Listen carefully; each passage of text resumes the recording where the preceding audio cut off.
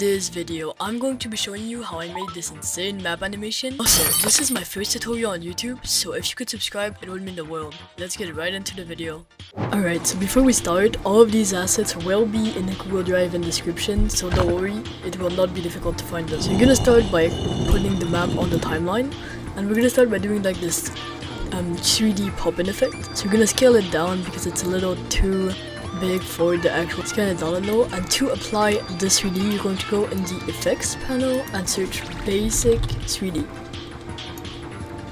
The setting we're gonna mess with for this basic 3D is actually the tilt. So you're gonna go to the start of the animation and tick the tilt keyframe, go a little in the timeline and put another keyframe. This is really up to you. I would probably put it to like -30 or something. So as you can see, the animation is really slow here. So you're gonna put the keyframe and put it a little closer to the first one. Select both keyframes, right click, ease in, ease out. Click the drop down menu and actually take the first line and move it towards the second. This is gonna do so when the line spikes, the animation is going to go faster. And this is how it's gonna be. So yeah, I feel like this is kind of clean. Maybe make it a little slower. Alright, I feel like this is good. So now let's get to the actual assets. I'm gonna import a head that you can find on SkinMC. The link will be in the description. And the cross, which will be in the description as well. Scale them down to fit the map. You can put them basically wherever you want on the map. I'm gonna put it, I think, across here, and the skin here would be a good spot. Just scale them down to your fitting. For the cross, what you're going to do is you're going to go on the map and you're going to copy the basic 3D effects. Add the basic 3D to your cross and you're just going to paste the 3D keyframes from the map. This is going to do so the cross animates in 3D at the same time as the map. For the skin, it's going to be a little more difficult because you can't just copy paste, otherwise the skin will look weird. So you're just going to apply basic 3D, then you're going to click on the tilt keyframe, go when the map animation finishes around here, click on the keyframe again, and just go, I would say maybe near 7 value for the tilt. So that should be good. Now you actually want the face and the cross to like pop in. So you're going to go on your effect and type transform. Put the transform on the X. You can click on scale. Make it really small so that it pops in a lot. Go a couple frames where the animation finishes. And you can just put it to 100 again, which will give something like this. As you can see, it's not really smooth and it's kind of slow, so you're going to select both keyframes, ease in, ease out, drop down menu, and do the same thing as you did for the basic 3D.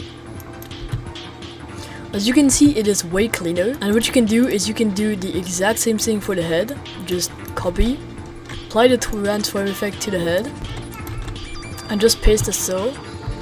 So then what you're gonna do is, like, if your transform effect is below your basic 3D, you're going to have to put it above, otherwise it will look something weird like this. So you have to put the transform effect above the basic 3D so it looks something clean, more like this.